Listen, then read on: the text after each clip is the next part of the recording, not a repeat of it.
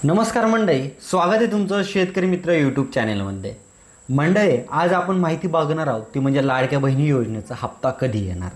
पहिला हप्ता तर बऱ्याचशा महिलांच्या खात्यावर जमा झाला, पण दुसरा हप्ता आता नागपूर येथे वितरित करण्यात येणार आहे. यामध्येच आता बऱ्याचशा महिलांना असा प्रश्न पडला होता की बाबा आता आमचा हप्ता येणार आहे की काही महिलांना आता 4,500 येतील, काही महिलांना 3,000 रुपये येतील आणि काही महिलांना 1,500 रुपये येतील.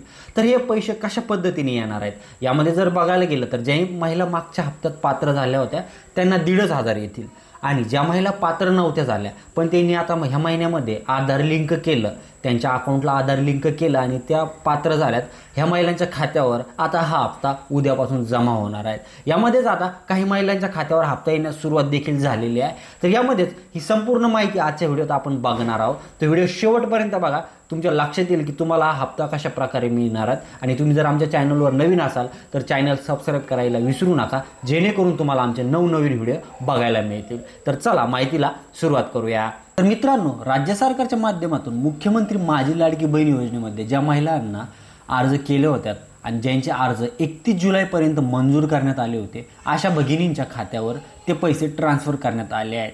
आता 3,000 रुपये आणि ज्या महिला भगिनींचे अर्ज पात्र होऊन सुद्धा आधार लिंकाच्या अभावी त्यांच्या खात्यावरती हे पैसे आले नव्हते अशा भगिनींच्या खात्यावरती सुद्धा 28 ऑगस्टपासून पैसे ट्रान्सफर होण्यास सुरुवात देखील झालेली आहे. आता ज्या भगिनींचे अर्ज 1 ऑगस्ट ते आतापर्यंत म्हणजे 31 ऑगस्टपर्यंत अर्ज मंजूर झाले होते अशा भगिनींच्या खात्यावर ते दुसरा टप्पा वितरणाचा कार्यक्रम नागपूर येथे घेतला जाणार आहे.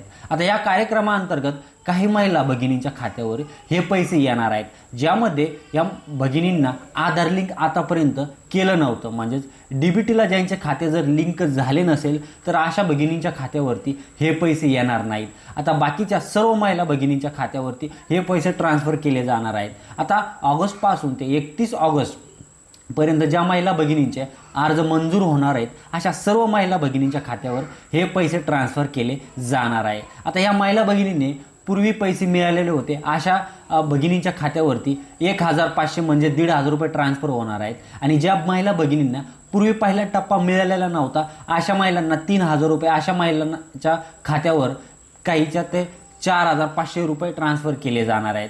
तर मंडळी, अशा प्रकारे हे पैसे महिलांच्या खात्यावरती जमा केले जाणार आहे. तर मंडळी, हे होतं छोटंसं अपडेट कसं वाटलं कमेंट करून नक्की कळवा. धन्यवाद. आणि तुम्हाला पैसे आले की नाही याची पण कमेंट आम्हाला नक्की करा.